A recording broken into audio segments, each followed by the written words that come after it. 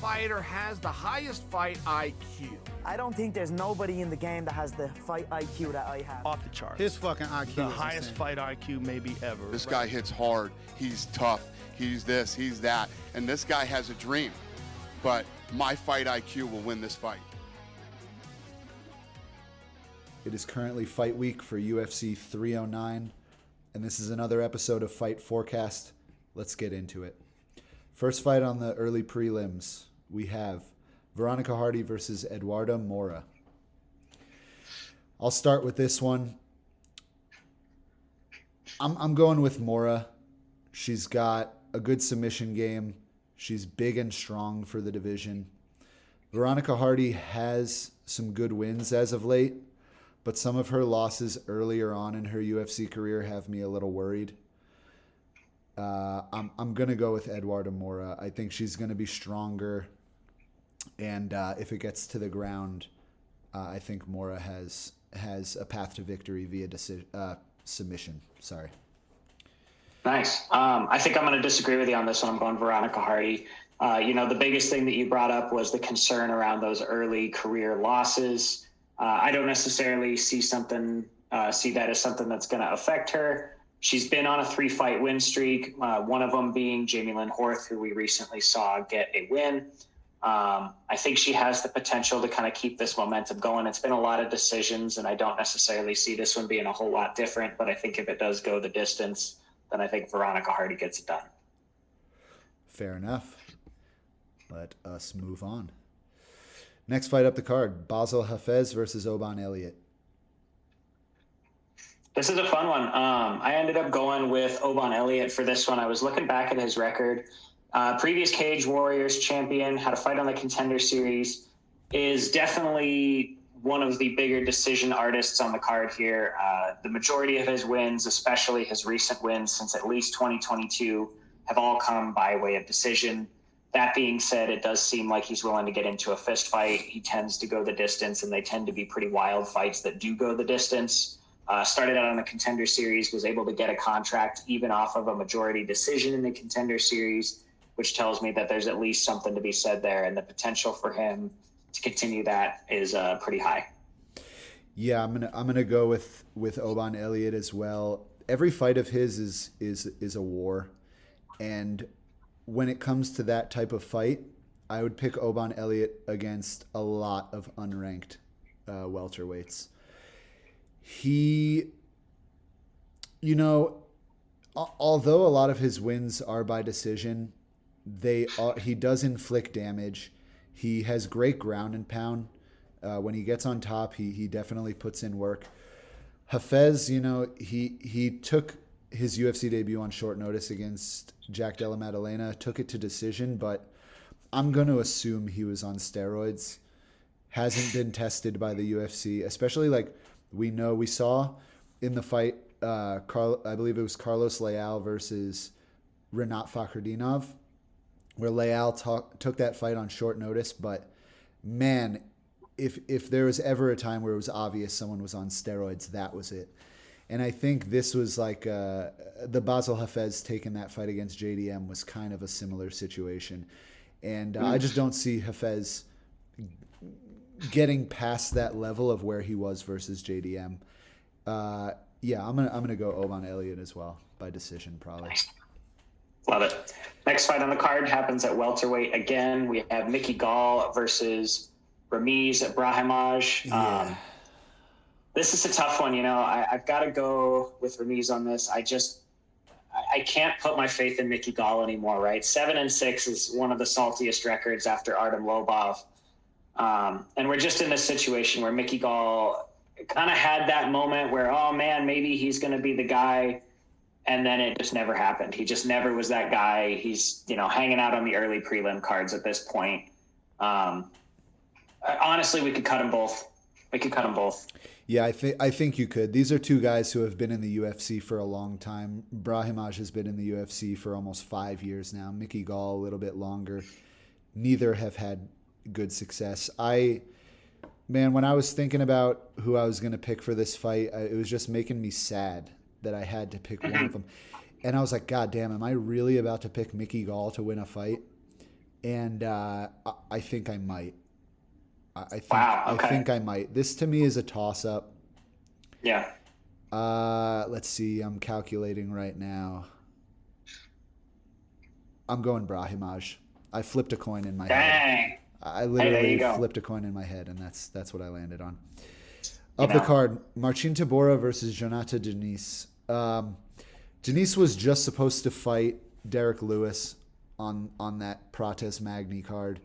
It got canceled. I was gonna pick Derek Lewis to win that fight. Jonata Denise, listen, he's 8-0, but really, who has he fought? His performance, he doesn't have one punch KO power.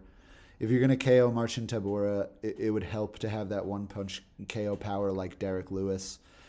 Tybura does have some good wins. You know, he's taken Volkov to a decision. Yeah, he beat Tai Tuivasa via rear naked choke. Yeah, submitted Tuivasa. Yeah, Blagoy. Yeah, well, a decision over Blagoy is good. I like He that. did fight Alexander Romanov, which was, you know, an unfortunately rough display most recently for him. But yeah. Got a decision win. win over Romanov, you know. Yeah, I'm going Tybura. He's got more high-level experience. So. Jonata Denise, as a heavyweight kickboxer, his grappling isn't there, and he doesn't have one-punch knockout power. He's tough, and he's more technical on the feet than Tybura, but I'm going with Tybura.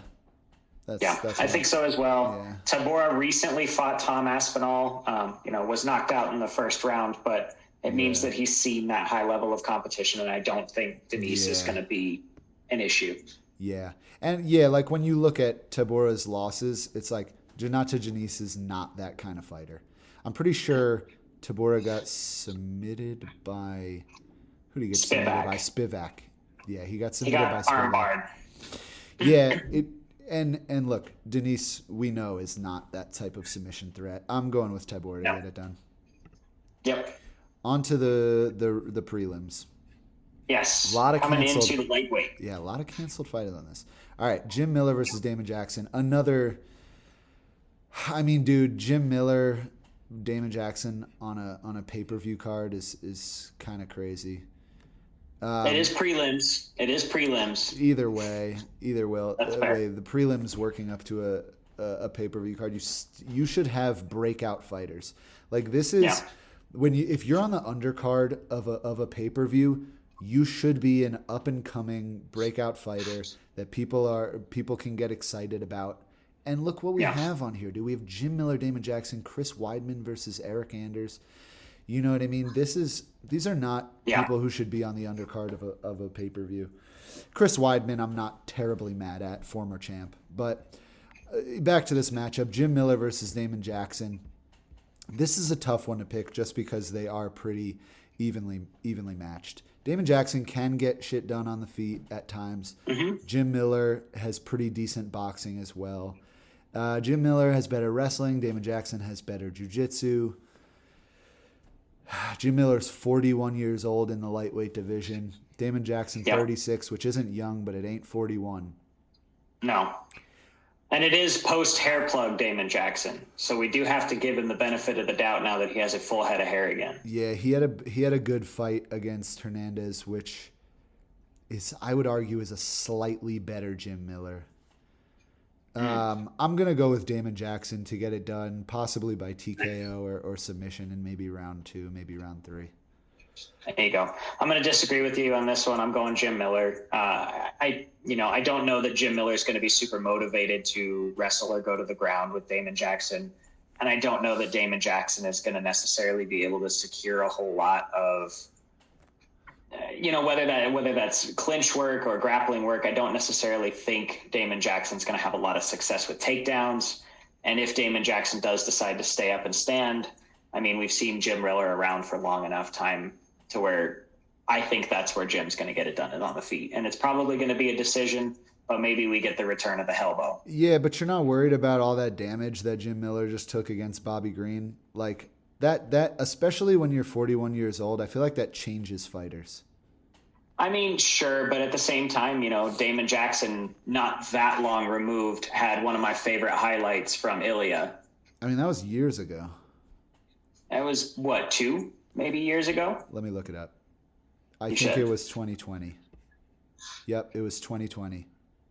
Dang. Well, Almost 5 years maybe ago. it's far enough removed. Yeah, I'm going with Damon Jackson. He's aggressive. He always finds a way to get people up against the fence and kind of bring it into the realm that he likes.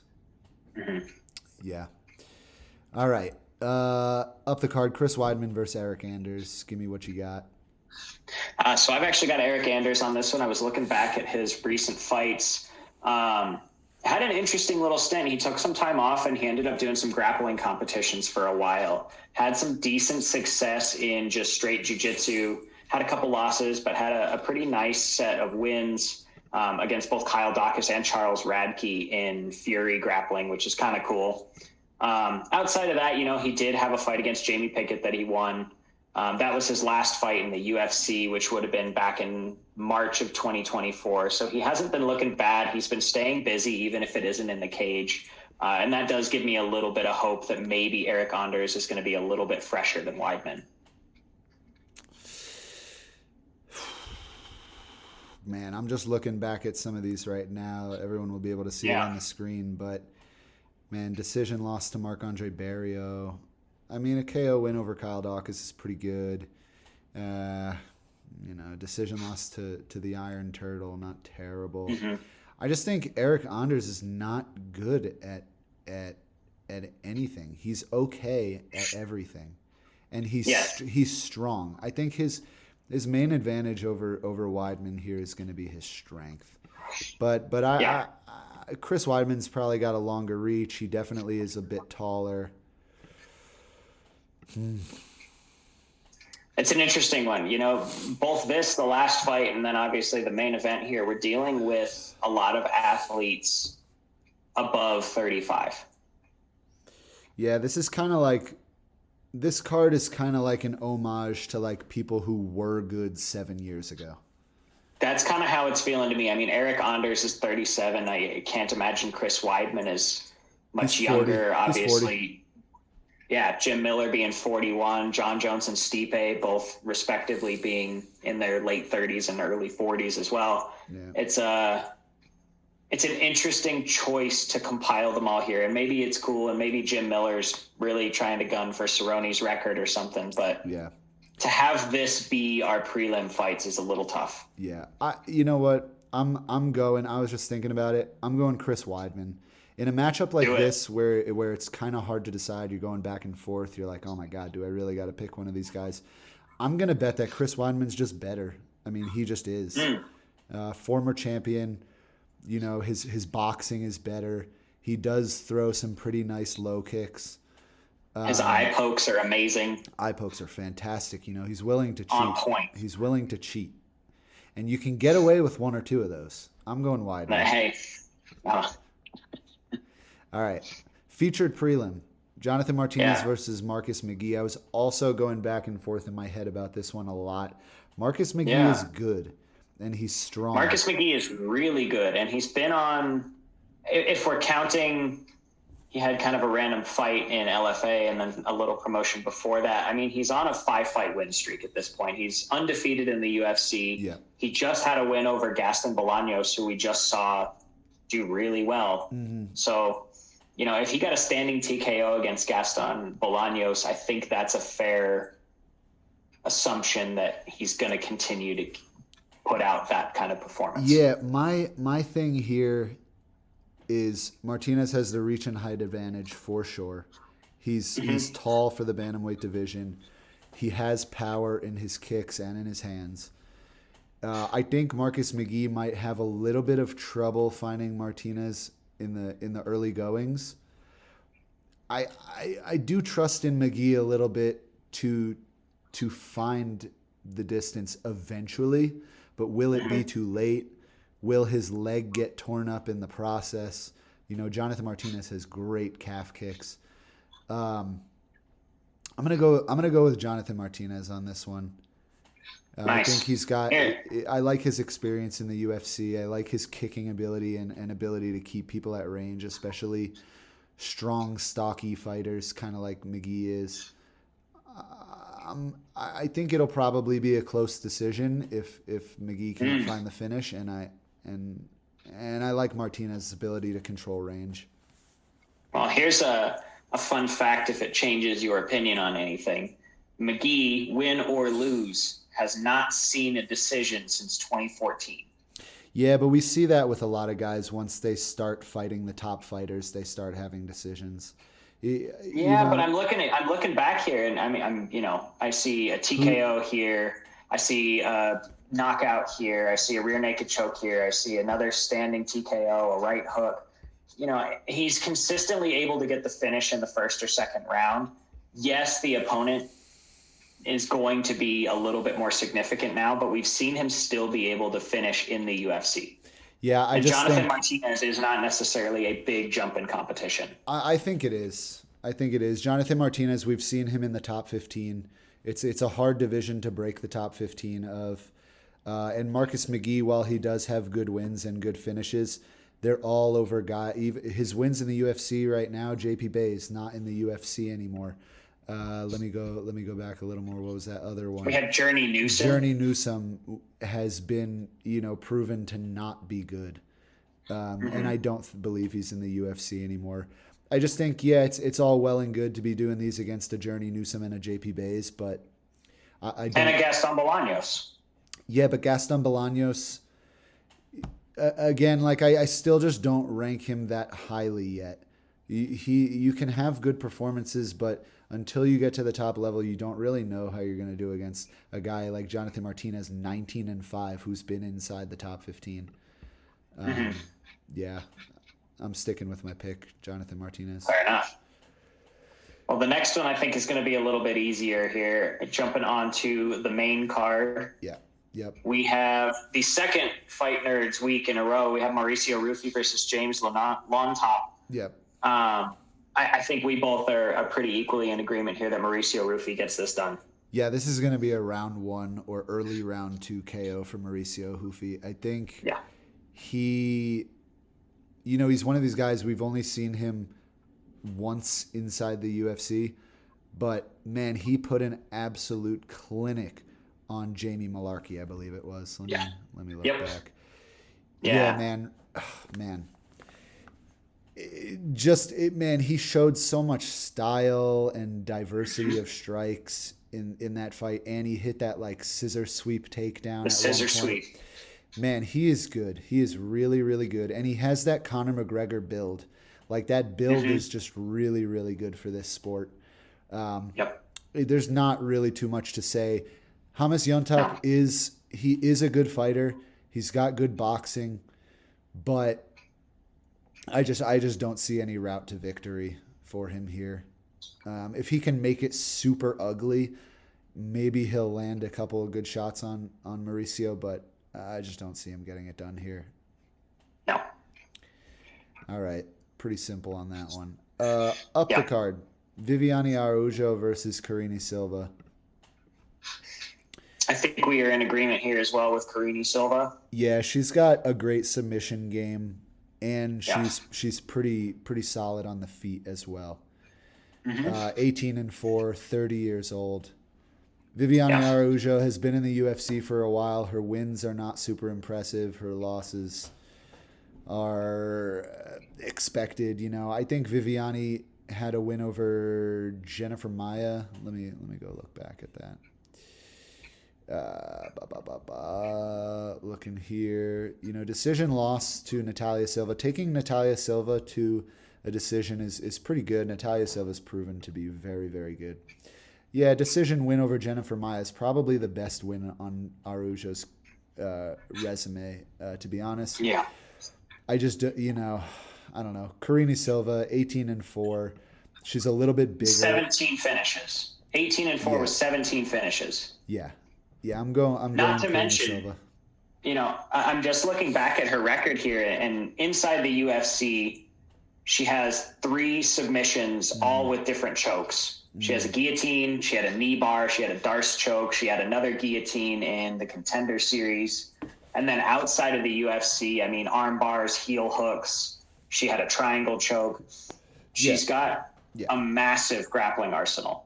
It's really hard to see how she doesn't get another submission here. Yeah, and all of Araujo's fights get to the ground at some point. She's not And that's like a problem. She's not like this type of fighter who likes to strike, and it usually happens that way because her takedown defense is fantastic. Like those fights, Right. her fights make it to the ground at some point, and I believe in Karine Silva. I believe in her skill. Absolutely. I think she's going to get it done, probably by submission, honestly. I could see that. Yeah. All right, up to the next fight, Bo Nickel versus Paul Craig. This is a big one. This is interesting. Your pick of the night, if I remember correctly. This is interesting. Paul Craig is a heavy underdog. If I was going to put any money on an underdog on the card, this would be it. Paul Craig has survived much better strikers than Bo Nickel. All of Bo Nickel's success on the feet have been against absolute cans. Is it possible that Bo Nickel can come out right away and land some good shots and hurt Paul Craig? Yeah, sure. But, Bo Nickel's last fight against Cody Brundage, he eventually was able to get the take. Now, this is something that I heard people say a lot. Oh, he struggled to take down Cody Brundage. Listen, Cody Brundage was a college wrestler. Like Cody Brundage knows what he's doing. And especially in MMA, Cody Brundage has more grappling experience when it comes to MMA. Now, Bo Nickel did eventually get him down and have success against Brundage. When you're on the ground with Paul Craig, it is a much bigger danger than being on the ground with Cody Brundage. Much bigger. I mean, dude, we've seen Paul Craig be able to triangle anybody. Like, it is a dangerous fight for Bo Nickel, and at that heavy of an underdog as Paul Craig is, I like Paul Craig in this matchup. I do think he'll get hurt. I do think it'll get to the ground, and I think we'll see Bo Nickel he'll have to fight off some submissions. And I just see Paul Craig able to lock up a triangle. Wrestlers, speaking from experience, like wrestlers find their way into triangles. And Bo Nickel's only 6-0, really, he doesn't have a ton of experience. We saw him in a grappling match against Gordon Ryan. Got triangled. Now, you could argue Gordon Ryan is the best jiu-jitsu player in the world. Paul Craig, best triangle artist in the UFC. Yeah. So I just see Paul Craig able to lock up a triangle. He's got a longer reach. He's bigger than Bo Nickel. So I don't think Bo is going to have like this ease on the feet of hurting him. I don't see that happening. I see Bo Nickel taking him down, and I see him having to fight off a number of submissions. And I see Paul Craig finding that triangle. Nice. Yeah. I'm going to take Bo Nickel on this one just to kind of have the opposite side of the coin here. Yeah. I think age and athleticism is going to play a pretty big role here. I'm also hopeful in the sense that the last time out we saw Bo Nickel as a newer, improved version of the fighter that we continue to see. So I think he continues to get better each fight, as you would hope this early in his career. I think that's generous. And I think that his development is significant, right? I think he's still working the stand-up, obviously, and I hope he takes your approach to the thing. And we've talked about this a little bit, right? If you're a lifelong wrestler, I hope you're not spending your training camp wrestling. Yeah. Right? Yeah. So my hope is that Bo Nickel has spent the majority of his time not getting triangled because he knows, and he has known that he was going to be fighting Paul Craig for quite a while at this point. And I hope that he spent a lot of time figuring out ways to avoid that, defend that submission, whatever that might be, and probably try and continue to hone his stand-up because I think he understands the danger that does come with trying to take down Paul Craig and entering some of those exchanges. You would hope. I would hope. If he's doing I'm going off of hope. I'm going off of hope here. If he does all those things, then sure, he would win on paper. If I'm being completely honest with you, going back and watching Bo Nickel's first couple pro fights to the fight against Val Woodburn to the fight against Cody Brundage, I have not seen him improve at all.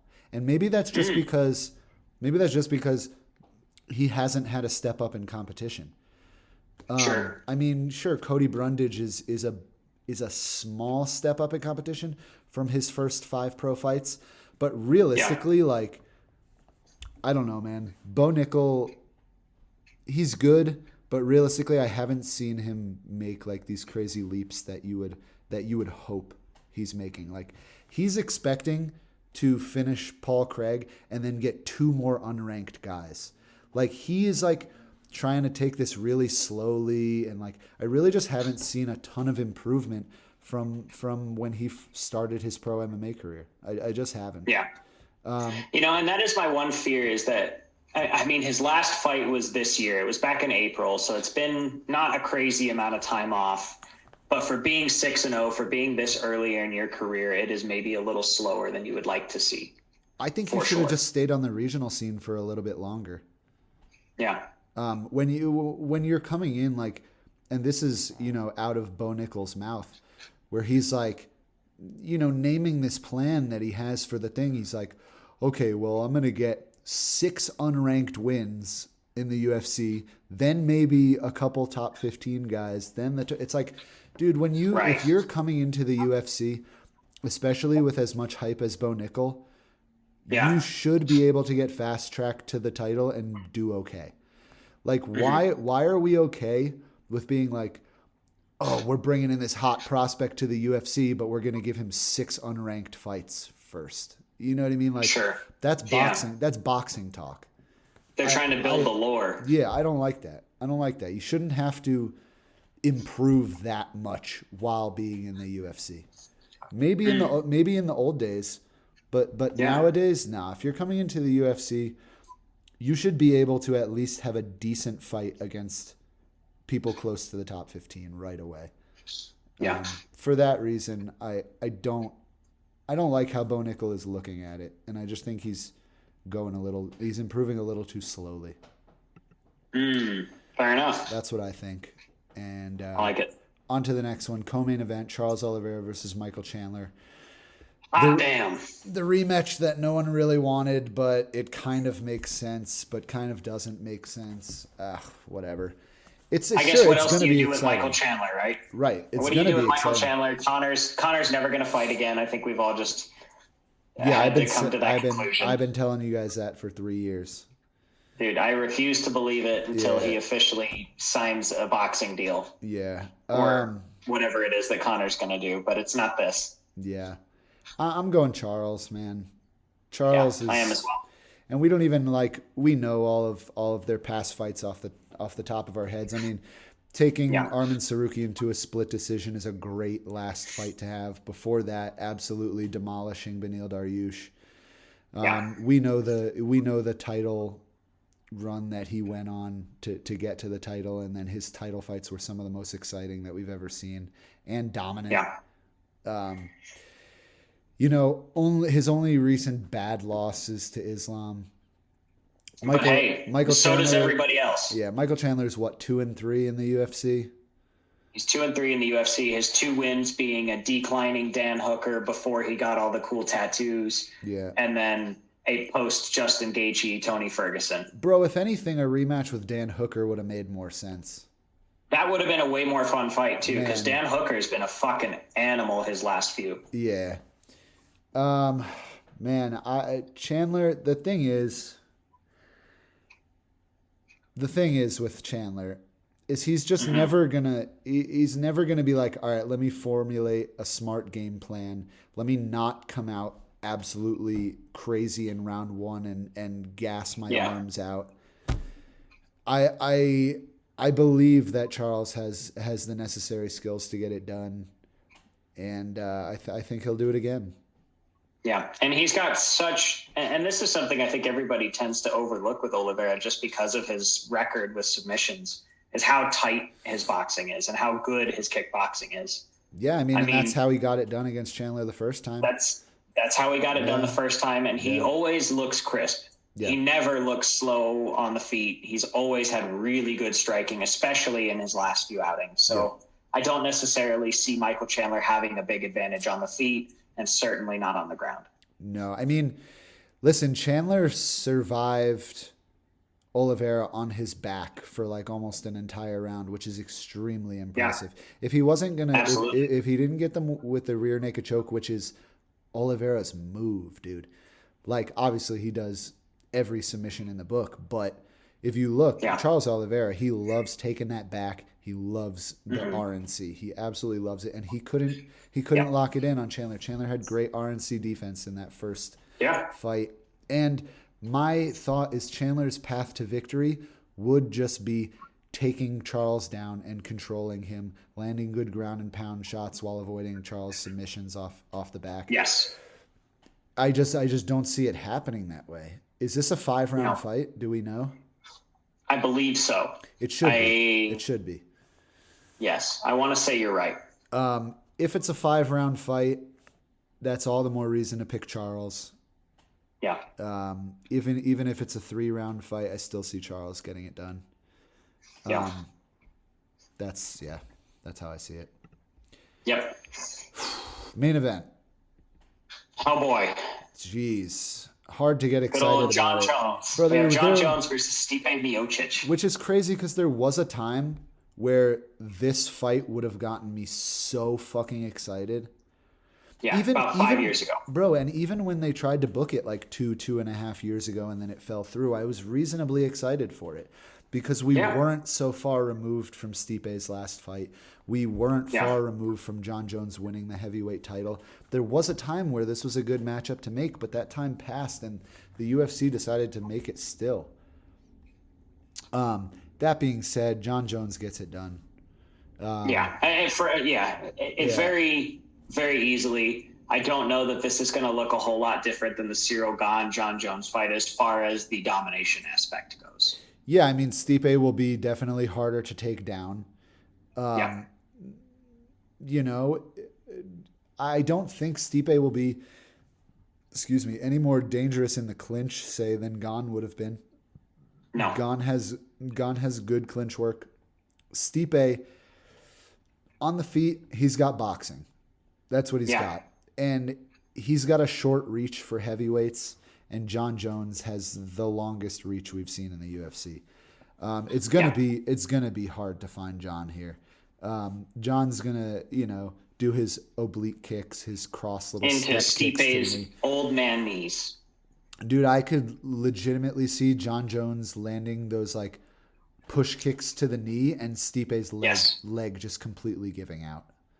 Yeah, I could see John Jones winning with that leg kick. What I hope we see is John Jones winning with a 12-6 elbow just for the poetic justice of it all. Yeah, I think... he was yelling for it last week, calling it the John Jones elbow. So let's see if John Jones can throw the John Jones elbow still. And we've seen so far in the 2 cards since the 12-6 elbow has been made legal, we've seen it used quite a bit.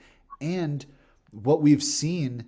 in my opinion, is how dumb of a rule it was in the first place. Because, man, it really is a technique that when you're on bottom, you're open to it, and you need to have really... If you want to not get hit with that 12-6 elbow, you need to have legitimate strike defense from the bottom. Like or enough close guard control to be able to manage it. Right, exactly. It's one of those that really... was an unnecessary rule that was unnecessarily protecting fighters on the ground. And man, if John Jones gets Stipe down, he's going to rain him down, dude. Yeah. John Jones, if anything, is a very smart fighter. Absolutely. And in that moment, if he's on top of Stipe, he will know to throw those elbows. Yeah. Say what you will about John Jones and the legacy and ducking Tom Aspinall and now being like, oh, if I win this fight, a fight with Pereira would interest me more than Aspinall. Say what you will about all that stuff. John Jones is John Jones. He's never lost. The closest fight was with Reyes. And even on the Verdict MMA scorecards, John's still slightly won according to the verdict scorecards. Like, I think we're very used to seeing someone who's super dominant, and then once they have a close fight, we're like, oh, he lost. It's like in the moment you see John Jones get hit, and you're like, oh, because you're seeing John Jones get hit. But if it was anyone else, Reyes landed like maybe 2, maybe 3 punches in that whole fight where you're like, oh, but that doesn't win you a fight in a 5-round fight. And John Jones, maybe the best championship round fighter we've ever seen. Even in those close fights, the Dominic Reyes fight, the Thiago Santos the fight. Alexander Gustafsson fight was an incredible one. Right. Those three where you're like, okay, those were very questionable and close. Rounds 4 and 5 were not questionable in all 3 of those. No. He is the best. The championship rounds, he's the guy. And which is why even if fights go to a decision, I'm probably picking Jones to win that decision 9 times out of 10. But I think he'll get it done within 3 rounds against Stipe, if I'm being honest. Yeah, I would agree. Yeah. That's really the only things we can break down here. Breaking down past opponents for both of them kind of has no merit in this fight. They're very different in terms of like opponents that they've faced before. DC being one of the big common opponents. Right, but he's just so different than either of them that it's kind of hard. It's kind of hard to judge it based on past fights. You kind of just have to say, okay, well, where are they now in their career? John Jones still looks dominant. Stipe, we haven't seen him fight in almost 4 years, and that was a KO loss. The smart pick and the obvious pick is John Jones, although it's not a very exciting matchup, and I don't think does that much for his legacy like it would have done right when he won the heavyweight title. Yes, to prove that dominance rather than wait. Yeah. On paper, it does a lot for his legacy, but if you know how the sport is nowadays, it just doesn't do that much. No. But he will win. Yeah. Although it would be absolutely hilarious if Stipe won. Oh boy, I'd love to see the Dana press conference after that one. It would be so funny. Dana would hate himself. Dana would probably step down as president. But anyway, that's Fight Forecast for UFC 309. Thanks for listening. Look out for the fights and look out for our reaction video to the card. Adios.